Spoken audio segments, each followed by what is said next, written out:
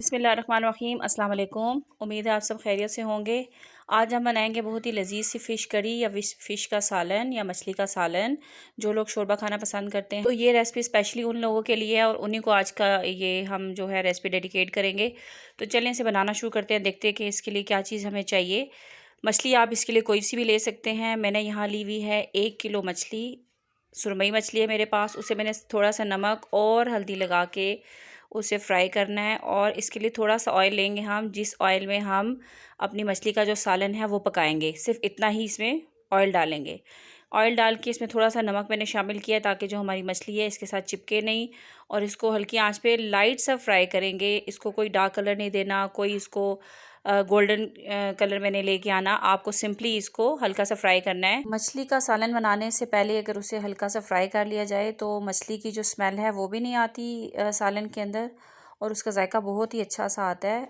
तो मछली को एक साइड से फ्राई करने के बाद मैंने उसको पलट दिया है, और पलटने के बाद हम मछली को निकाल लेंगे।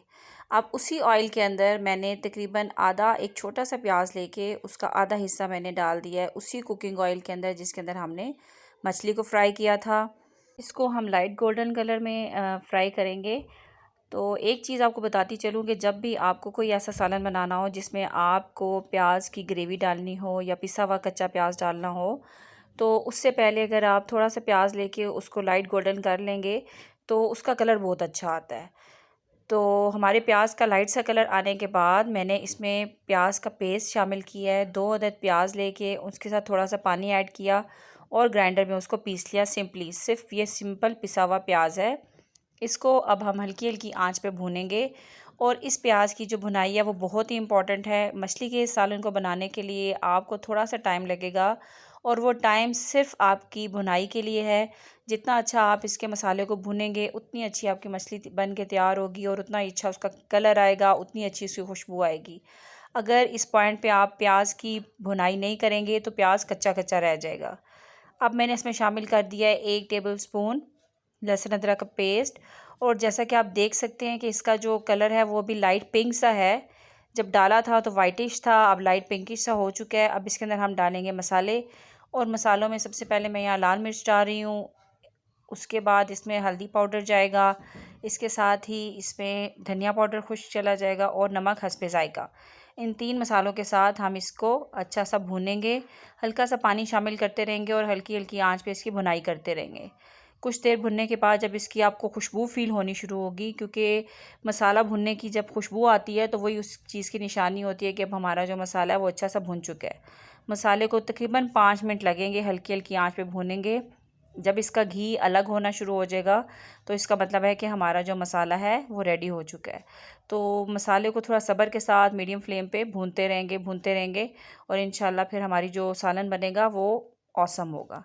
अब मैं इसके अंदर शामिल कर रही हूँ दही। आधा कप दही मैंने फेंट के इसमें डाला है।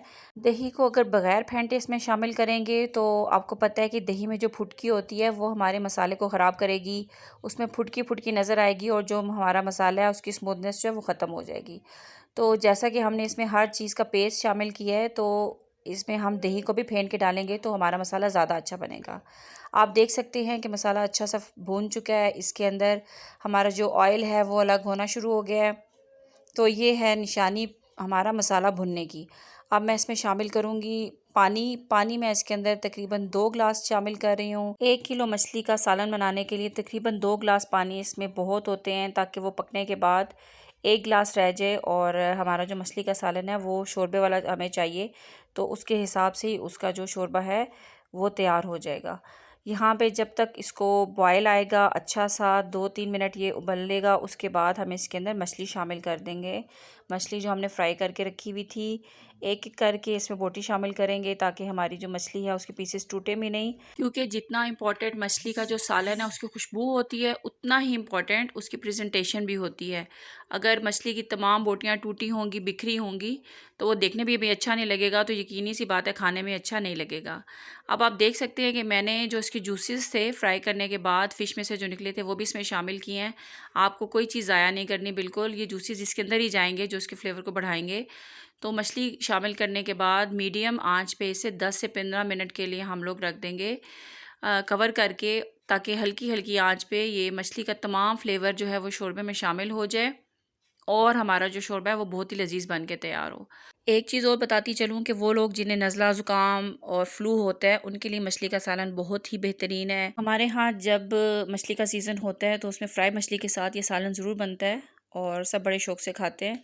तो मैंने कहा चले आपके साथ भी इसको शेयर कर देती हूँ। अब देखिए 15 मिनट के बाद जब मैंने इसका ढक्कन हटाया है तो जो शोरबे की क्वांटिटी है वो कम हो चुकी है और अब मैं इसके ऊपर डाल रही हूँ कसूरी मेथी और गरम मसाला मिक्स करके मैंने उसको हाथ से थोड़ा सा मसल लिया था और उसके बाद इसके ऊपर शामिल कर देंगे। अब इस पॉइंट पे जो खुशबू आ रही है सालन की वो मैं आपको बता नहीं सकती, वो तो जब आप इसे बनाएंगे एक्सपीरियंस करेंगे तो आपको अंदाज़ा होगा कि दिल चाह रहा है कि फ़ौरन इसे खा लें। अब इसके अंदर मैं शामिल कर रही हूँ हरी मिर्च और धनिया। इसके बगैर कोई भी हांडी कंप्लीट नहीं होती। ये डालते ही इसका फ्लेवर और बढ़ जाता है, प्रेजेंटेशन खूबसूरत हो जाती है।